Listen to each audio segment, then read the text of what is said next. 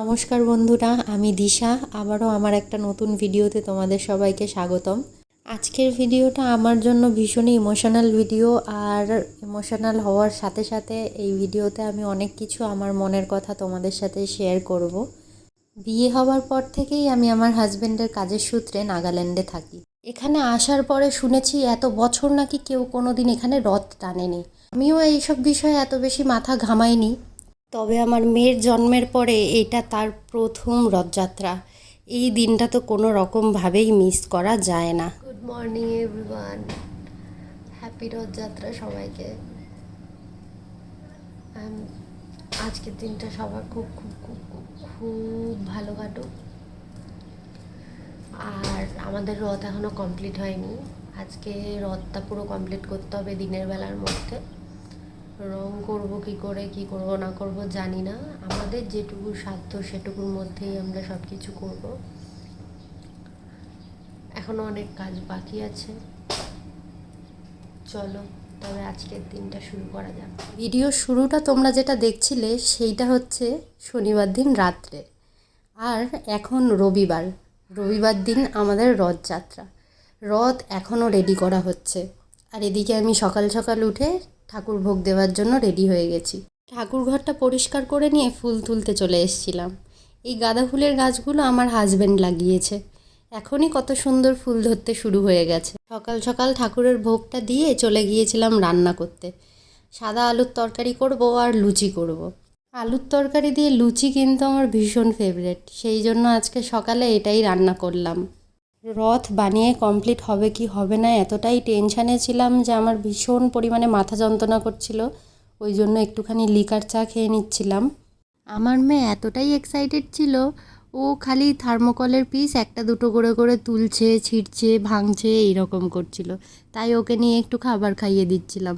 আর ওকে খাবার খাওয়ানোর সাথে সাথে মাঝে মধ্যে একটু বাইরে গিয়ে দেখেও আসছিলাম যে রথটা কতটা হয়েছে। আর এদিকে বাইরে এসে দেখি আমাদের রথের পুরো স্ট্রাকচার প্রায় রেডি, খালি অল্প কিছু ডেকোরেশন বাকি আছে আর অল্প কিছু একটুখানি কাজ বাকি।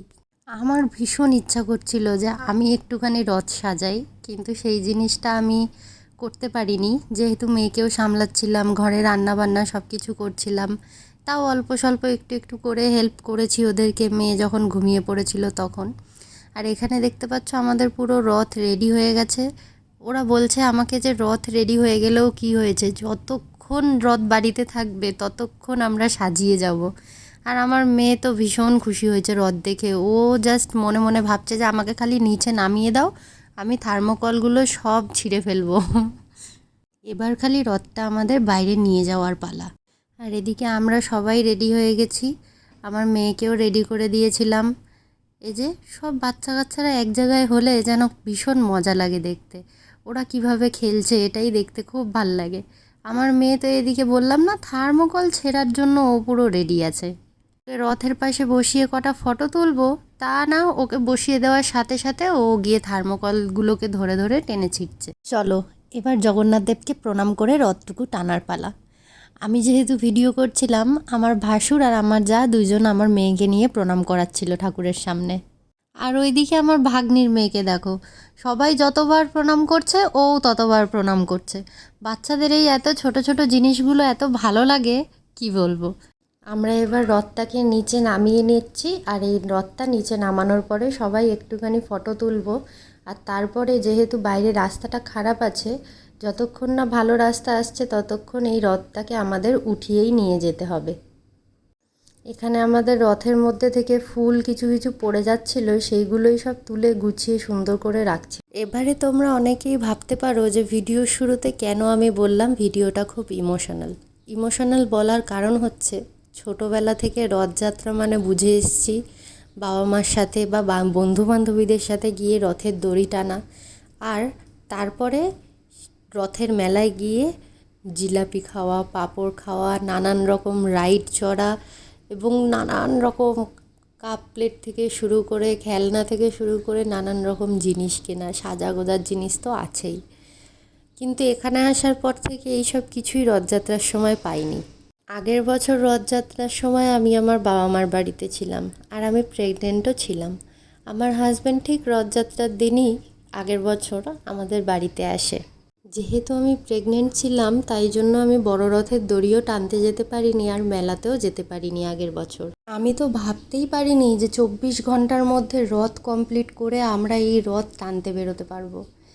কিন্তু বলে না, আমরা শুধু নিমিত্ত মাত্র, ভগবানের যদি ইচ্ছা হয় ভগবান সব কিছু নিজে থেকেই তৈরি করে নেয়। এখানে থাকা সকল হিন্দু মানুষ ভীষণ খুশি, আর এই পবিত্র রথযাত্রায় আমি সামিল হতে পেরে আমিও ভীষণ খুশি। জগন্নাথ দেবের কাছে শুধু এটুকুই প্রার্থনা করব, তিনি যেন সকলকে সুস্থ রাখেন এবং সবার মনস্কামনা যেন পূরণ করেন। আমাদের রথ নিয়ে আমরা মন্দিরে এসেছিলাম, সবাইকে এখানে প্রসাদ খাইয়ে তারপরে গিয়েছিলাম আমাদের ভাগনাদের বাড়িতে। আমার জগন্নাথ ঠাকুর এখন ওখানেই থাকবেন।